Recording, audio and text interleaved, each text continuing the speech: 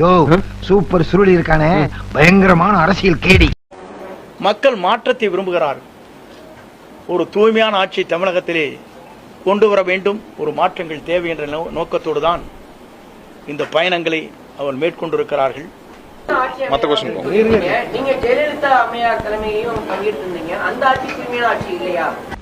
யார் யாது கேக்குற கேள்வியை பார்த்தா ரிப்போர்ட்டர் மாதிரி தெரியல. யார் அது? யார் அது? என் மச்சான் தலைவா. ஆமா, அவன் எதுக்கு இங்க வந்தா? பிரஸ் மீட்டிங் பார்க்கணும்னா அதான் கூட்டு வந்தேன். அவர் எங்க நின்னாலும் தெரிய போறாரு.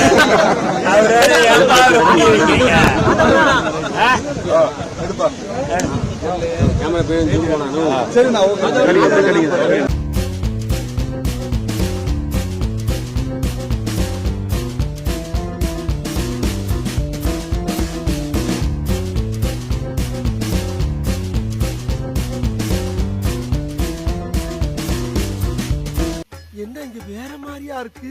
பூனை வாழை விட்டுட்டு புலி வாழை பிடிச்சிட்டனா? என்ன வீரப்பா மாதிரி சிரிக்கிறானுங்க? நல்லா தானே போய்க்கு இருந்துச்சு.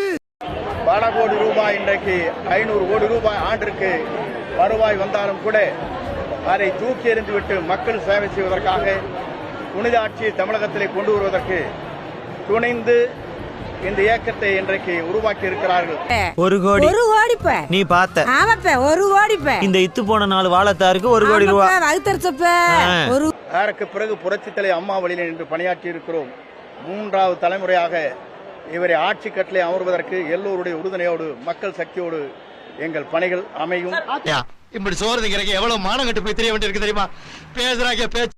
அரசியலில் அரை நூற்றாண்டு காலம் அனுபவம் கொண்ட அண்ணன் செங்கோட்டையன் தான் அது.